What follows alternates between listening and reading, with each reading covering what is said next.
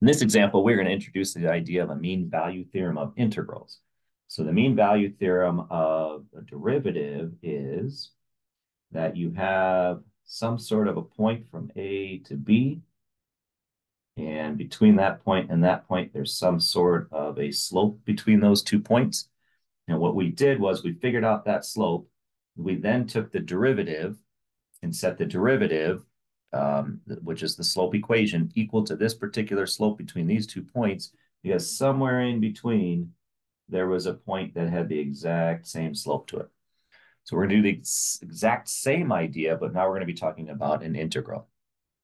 So it says find the point or points at which the function, here's our function, some sort of a trig function, equals an average value on the interval, right? And so we're going to be finding the mean value theorem of an integral, which is us finding the average value and then going ahead and setting it equal to our equation, right? So here is our work. So we have a sum. So we're finding an average value. So our average value is going to be us finding a sum and dividing it by from 0 to pi. So dividing it by that distance between the two. So if we're going to be doing the antiderivative of this, first thing is I'm going to take out this pi over 4. And we're going to go from 0 to pi of sine x. All right, so if I do the antiderivative of this, I don't know where I'm at. So I know that sine becomes cosine. Cosine becomes negative sine, derivative of, and these are all derivatives. Derivative of sine is cosine, derivative of cosine is negative sine, derivative of negative sine is negative cosine, derivative of negative cosine is sine. So we're sitting here, so my antiderivative is going to be a negative cosine. So I'll have pi over 4, and then a negative cosine from 0 to pi. All right, so we'll distribute that in or multiply that in a second. So we have a negative cosine of pi minus a negative cosine of 0. So that's us plugging them in. Then we need to know what cosine looks like. So cosine looks like that. So this is pi, this is 2 pi.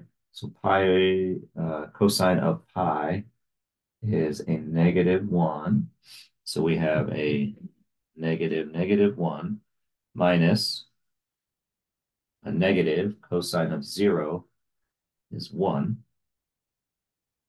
All right, let's figure out what all that is. So drop my pi over 4 down. So I'm looking at a pi over 4. This is going to be a 1 plus 1. So I'm going to have a pi over 4 times 2.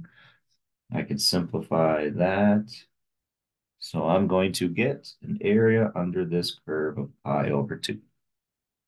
All right, so my average, almost done with the average. Average is going to be equal to a sum divided by a number. So our sum is pi over 2, and we're going to divide it by this interval. So what's the distance between that interval? So I take my bigger number and I subtract my smaller number. So I'm looking at sum divided by pi. So instead of dividing by pi, we're going to multiply by its reciprocal. So instead of dividing by pi, we're going to multiply by 1 over pi. Pi's go away. We get an average to be, we get an average to be 1/2. So that's the average area over this span of this graph. So now, just like here, we're going to take that value, that average that we found, and we're going to set it equal to, we're going to take this equation, our original function, because our original function is this, pi over 4 sine x. And when does this equation, when does it actually hit the average? So now we're going to solve that equation. So to solve that equation, we are going to multiply the reciprocal over to the other side to cancel this away. And so we're looking at sine x is going to equal, simplify that out. That's a 1, that's a 2. It's going to equal 2 over pi. And that is not something that I just kind of know. It's not a special triangle or anything like that. So in order for us to figure this out, we're going to plug this into a calculator, do the inverse sine of that value. And let's see what we get. We're going to get a radian version, which means it's going to be a decimal. And so I'm going to do inverse sine 2 divided by pi, and we get that answer. So we get a 0.6901. So when do we hit that? So if you were to graph that between 0 and pi, this is the point at which we actually hit the average, right? Sometimes somewhere else we're going to be below it, somewhere else we're going to be above it, but at that moment, we're going to be exactly at that average.